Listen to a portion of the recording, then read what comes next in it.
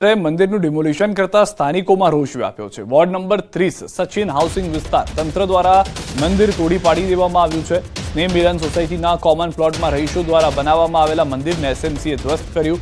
એસએમસીની કામગીરી સામે સ્થાનિકોમાં ખૂબ જ નારાજગી વ્યાપી છે। મોટા પોલીસ કાફલાના બંદોબસ્ત સાથે મંદિરનું ડિમોલિશન કરાયું। મંદિર તૂટતાની સાથે મહિલાઓ રડતી નજરે પડી હતી। વિદ્યાર્થીના મોતનું રહસ્ય અકબંધ છે। થલતેજની ખાનગી સ્કૂલમાં તબિયત લથડી હતી। સારવાર દરમિયાન હોસ્પિટલમાં વિદ્યાર્થીનું મોત થયું છે। પોલીસનો કાફલો સ્થળ પર પહોંચ્યો છે।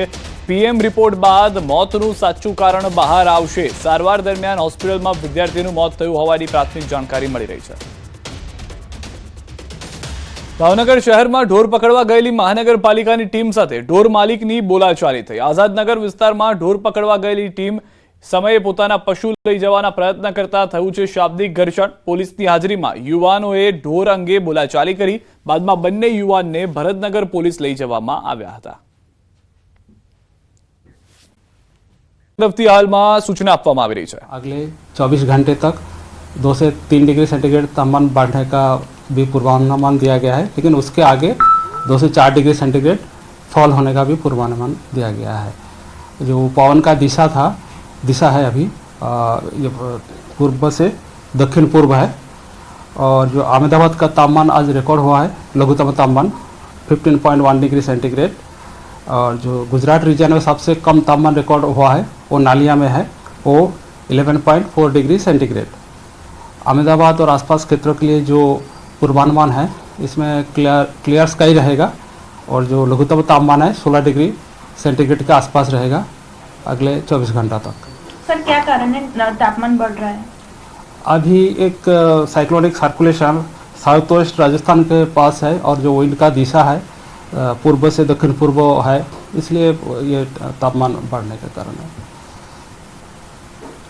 सर 14 और 15 जनवरी को उत्तरायण का त्यौहार है, गुजरात में मनाया जाएगा। क्या विंड रहेगी, डायरेक्शन क्या होगा और स्पीड कितनी रहेगी?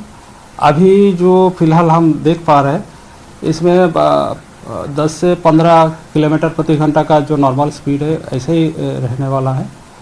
और जो दिशा है मेनली इस पूर्व से दक्षिण पूर्व दिखा रहे हैं अभी जो मॉडल में दिखा रहे हैं। और तो हम 13 तारीख को प्रेस रिलीज करेंगे, फाइनली उस दिन हम बताएंगे। और उन दिनों में ठंड बढ़ेगी या कम होगी, टेम्परेचर कैसा अभी तो कल तक तो टेम्परेचर बढ़ेगी, उसके बाद टेम्परेचर 2 से 4 डिग्री सेंटीग्रेड डाउन होगी। मतलब कह सकते हैं 14 और 15 को ठंड लगेगी। हाँ, थोड़ा डाउन होगी।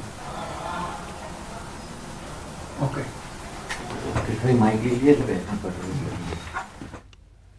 તો ઉત્તરાયણ માટે સારા સમાચાર છે। ઠંડીમાં થોડો ઘટાડો હશે, પરંતુ પવન સારો જોવા મળી શકે છે।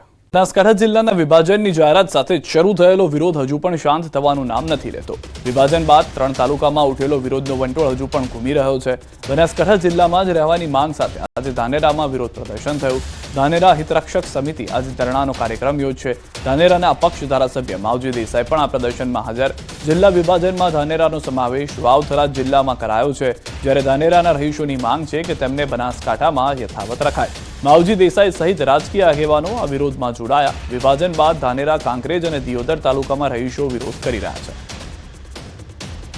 તો હાલમાં જે વિરોધ છે તે હજી પણ યથાવત છે। શું પરિસ્થિતિ છે જાણીશું। કિશોર અમારી સાથે જોડાઈ ગયા છે। કિશોર, એક ખુશીની ક્ષણ આવી હતી કે બનાસકાંઠા જિલ્લાનું વિભાજન, કેટલાક તાલુકા માટે રાહતના સમાચાર, પરંતુ અહીંયા આગળ અસમંજસની સ્થિતિ ઊભી થઈ ગઈ છે। શું કારણો, શું મુખ્ય માંગ?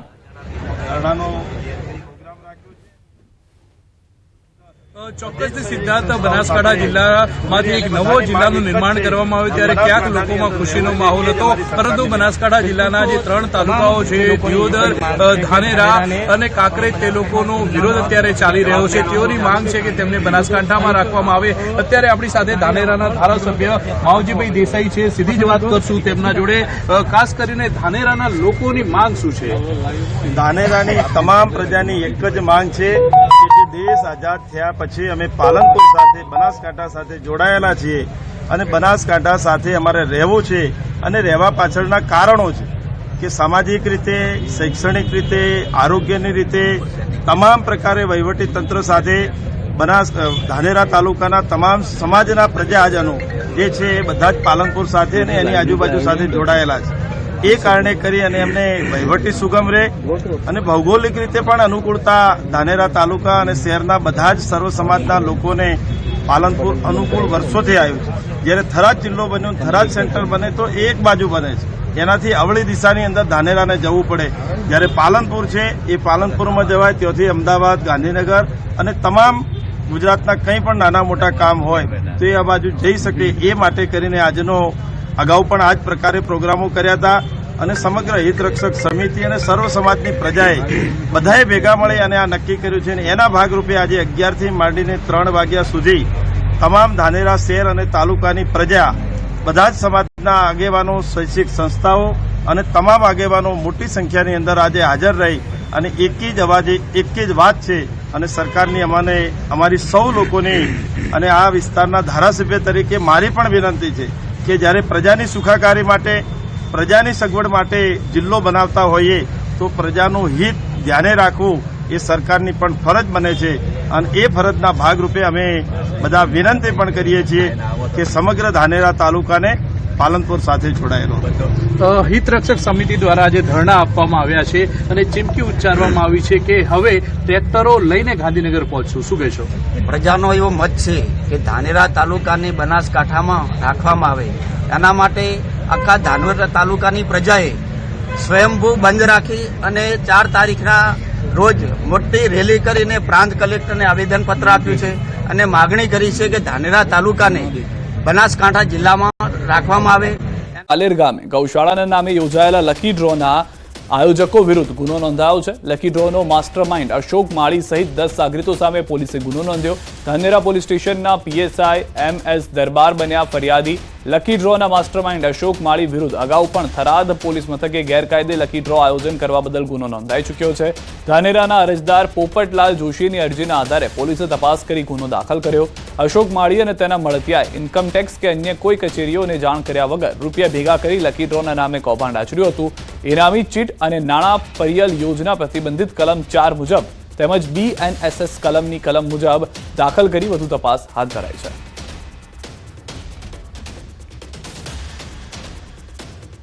હું આપ લોકોને જણાવવા માંગુ કે બનાસકાંઠા પોલીસે આની પહેલા પણ 3 જેટલી FIR રજીસ્ટર કરેલી હતી અને આજે અમે લોકોએ ધાનેરા ખાતે પણ 1/4 FIR રજીસ્ટર કરેલી છે.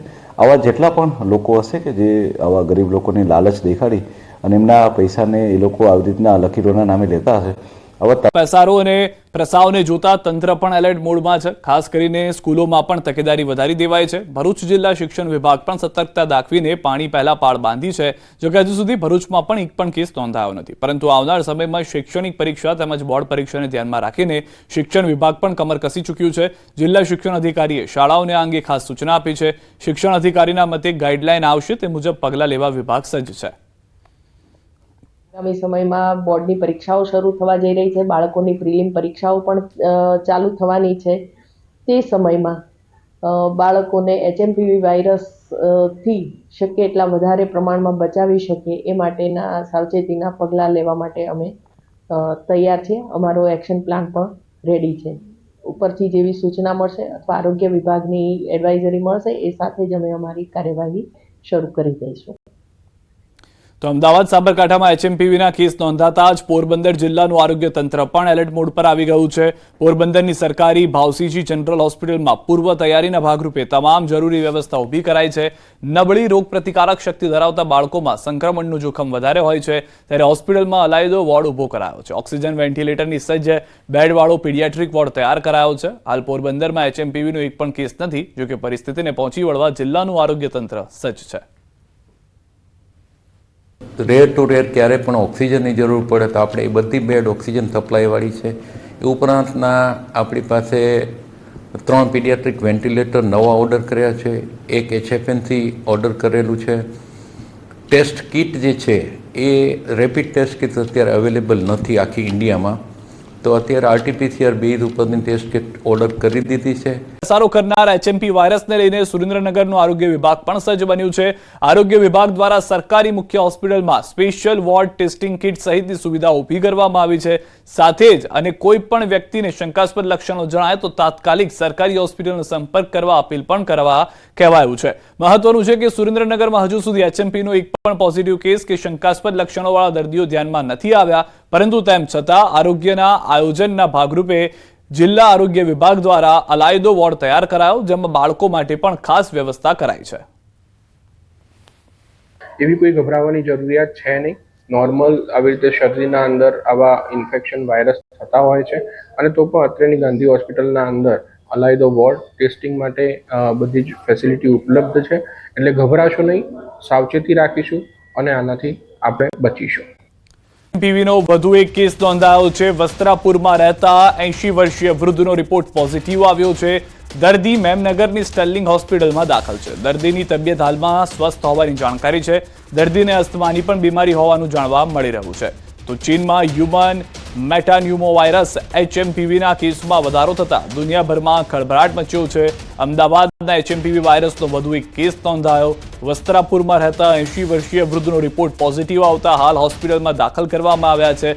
બીજી તરફ સાબરકાંઠાના પ્રાંતિજ તાલુકાના એક ગામના 7 વર્ષ બાળકનો પણ શંકાસ્પદ રિપોર્ટ આવ્યો છે. એચએમપીવી વાયરસનો રિપોર્ટ શંકાસ્પદ હોવાનું આરોગ્ય વિભાગને કહેતા તંત્ર હરકતમાં આવ્યું છે. સેમ્પલ લઈને તપાસ માટે અમદાવાદ મોકલાયો છે, જેનો રિપોર્ટ આવતા હજી થોડો સમય લાગશે. જોકે હાલ બાળક વેન્ટિલેટર પર છે, પરંતુ પ્રથમ દિવસ કરતા સ્થિતિ સુધારા પર હોવાની ડોક્ટરોનું પણ કહેવું છે.